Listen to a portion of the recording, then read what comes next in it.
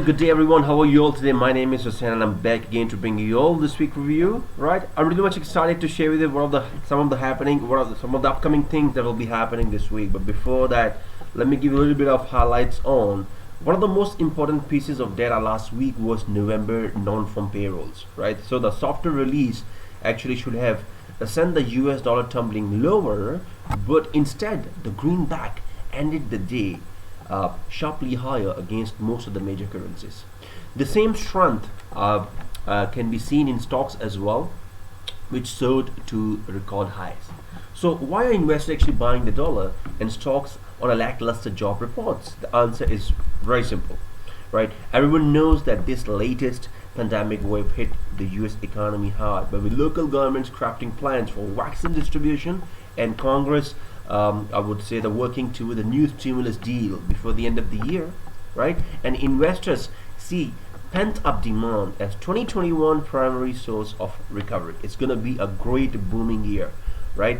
So even Federal Reserve official agrees that while the surge in virus cases makes the outlook extraordinarily uncertain, according to the Fed Chair Jerome Powell, mentioned in the vaccine developments, makes him really much positive towards economic recovery. With that said, U.S. companies added only 24,000 to 245,000 jobs in the last month, down from 610,000 in November. This was significantly less than the 468,000 consensus forecast, but the improvement in the employment industry rate and increase in average hourly earnings were bright spots to be looked into, right?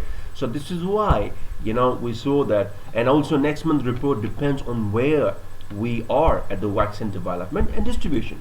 So in the near term, unless there are serious setbacks, investors continue to shrug off weaker data. And this week we will be seeing from the US dollar, and also with the only CPI numbers, and also University of Michigan index on the calendar, and as well as European Central Bank meeting monetary policy will be actually in the economic calendar, right? So the ECB is widely expected to ease monetary policy, right, and also lower economic projections. However, instead of failing in anticipation, the euro climbed to its strongest level last week, as it's all because of the weakness in the American dollar, right, guys? So however, of course, when it comes to the fundamental analysis, like I always taught you all, there are many things to look into. However, we also have got this week Bank of Canada monetary policy, and we also have got data coming up from sterling. So all in all, we will be looking into the further developments this week in the economic calendar, right?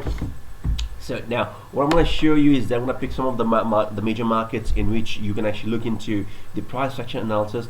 Dow 30, first of all, which is my favorite. I always analyze the stock market, American stock market, basing on Dow 30. This is going to go up this week. In even last week we had a forecast of the upside, guys, but I see that this week there's a further future. There could be a little bit of correction pullback, but it has to reach to this bullish flag. It is developing this flag, and I see the direction is going to be to the upside. All right, that means we are seeing stock market to rise this week, as well as having a price action development on cryptocurrency, right, guys? Our eyes are on that as well, because we saw the cryptocurrency has been picking up. Like I spoke to you last week, for those who have watched my videos earlier, what did I mention? I mentioned that it is going to develop some sort of a pattern in here, and look at that, this is some sort of a wedge, and I see that from here, and then sort of a wedge or a peanut. This is going to break to the upside all the way up, or it seems really bullish, and I see that this week this will be breaking this pattern, right? We have forecast that this December will end 20k plus, anything between 23k or 25, or it could be in December, but we see that the forecast is gonna be to the upside.